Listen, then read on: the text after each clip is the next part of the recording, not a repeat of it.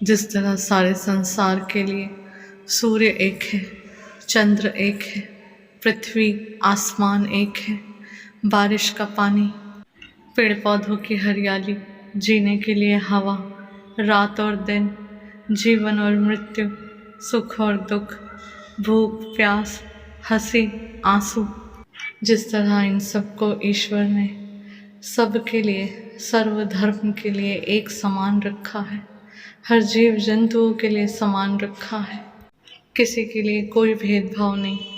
उसी तरह कुरान इमाम मेहंदी के आने की बात करें, गीता कल्कि के आने की बात करें, या बाइबल जीसस के आने की बात करें, तो सब जान ले कि उस शक्ति के लिए, उस कल्कि के लिए आने का एकमात्र उद्देश्य मानवता की रक्षा, धर्म की स्थापना और अधर्म और बुराई का अंत है।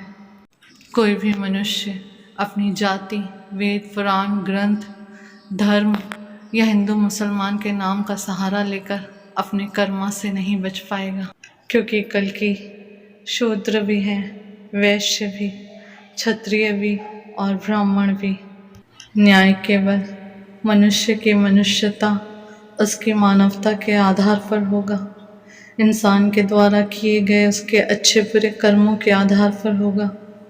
धर्म और जाति के नाम पर लड़ना या धर्म और जाति को आधार बनाकर खुद को ऊंचा और दूसरे को नीचा बताना, इन सब से सिर्फ और सिर्फ मनुष्य का समय व्यर्थ है और कर्मा बिगड़ेगा।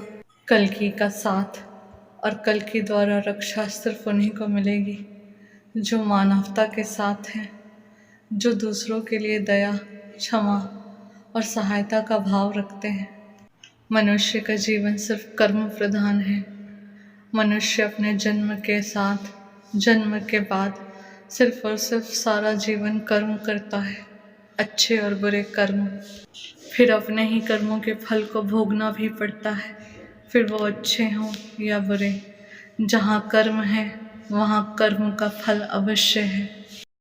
मनुष्य कितना ही बड़ा पंडित हो, कितना ही महाज्ञानी हो, कितना ही बड़ा भक्त हो, अगर उसके कर्म अच्छे नहीं तो उसका अंत बहुत बुरा होता है। रामायण में रावण का यही अंत हुआ। रावण सबसे बड़ा शिव भक्त, सबसे बड़ा ज्ञानी पंडित, उसके द्वारा किए गए बुरे कर्म का फल उसे अंततः भोगना पड़ा। अंत में न कुल बचा, न साम्राज्य, न वरदान और न जीवन। महाभारत भी कर्मों की कहानी है। वहाँ साक्षात खुद श्री कृष्ण के होते हुए भी महाभारत को रोका नहीं जा सका। श्री कृष्ण के बार बार अधर्मी कौरवों को और शकुनी को समझाने के बावजूद भी उनके बुरे कर्मों ने महाभारत की रचना कर डाली। जिस तरह रामायण में युद्ध धर्म और अधर्म के बीच में था, राम और रावण के बीच में, न कि किसी हिंदू मुसलमान से ईसाई के बीच में, उसी तरह महाभारत का युद्ध दो भाइयों के, कौरवों और पांडवों के बीच में था, न कि किसी हिंदू मुसलमान, सिख और ईसाई के। ठीक उसी तरह करबला का युद्ध दो मुसलमानों के बीच में था, न कि किसी हिंदू, सिख, ईसाई से। जीसस को क्रूस पे टांगने वाले उन्हीं की तरह यहूदी थे, ना कि कोई हिंदू, मुस्लिम या सिख थे। शुरू से लेकर अब तक लड़ाई हमेशा धर्म और अधर्म के बीच रही है, अच्छाई और बुराई के बीच में रही है, ना कि दूसरी जातियों के बीच में। खुद को और खुद की जाति धर्म को श्रेष्ठ बताने से ज़्यादा ज़रूरी है इंसान अपने कर्म को श्रेष्ठ करे। आज के इस कलयुगी समय में जहाँ ग्रंथ, वेद, कुरान और बाइबल गुरु ग्रंथ है, तो कौन से धर्म में सारे मनुष्य पवित्र हैं, पाप मुक्त हैं?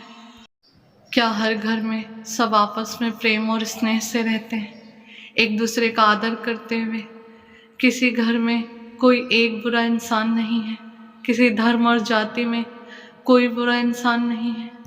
अच्छा और बुरा तो एक माँ के कोख से जन्मे दो बेटों में भी होता है, जहाँ एक बेटा अच्छा और दूसरा बेटा बुरा होता है। तो ऐसे संसार में क्या कोई एक जाति, कोई एक धर्म के लोग पूरी तरह पवित्र, पाप मुक्त हैं? तो फिर ये हर घर में कलह कलेश किस तरह का है? आज दो भाई आपस में क्यों लड़ रहे हैं? घर में भाई भाई का दुश्मन होकर, अपने परिवार से नफरत करके, बाहर धर्म के नारे और धर्म के लिए दंगे।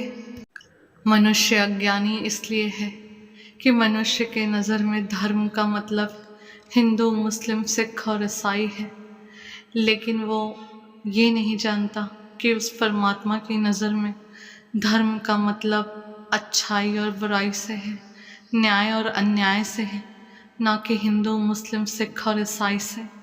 जो मनुष्य खुद अज्ञानी है, धर्म का मतलब नहीं समझते, जो सारा जीवन पाप के कर्मों को करते हुए जी रहे हैं, वो खुद को धर्म और समाज का रक्षक समझकर दूसरे मनुष्य और जाति का न्याय करना चाहते हैं। खुद को ऊंचा, श्रेष्ठ और दूसरे मनुष्यों को नीचा, छोटा देखते हैं। फिर वो चाहे हिंदू हो, मुस्लिम, सिख या ईसाई। जब किसी के पास अपने कर्मों का हिसाब नहीं है तो वो दूसरों को बुरा ठहराना, दूसरों में बुराइयां देखना, जाति धर्म के नाम पर लड़ना, औरों को लड़ाना, नफरत फैलाना, खून बहाना, मारकाट करना। मनुष्य को सब्र नहीं है, वो खुद ही ईश्वर बनकर न्याय करना चाह रहा है। लेकिन न्याय का समय तो अब आ रहा है, सब तैयार रहे।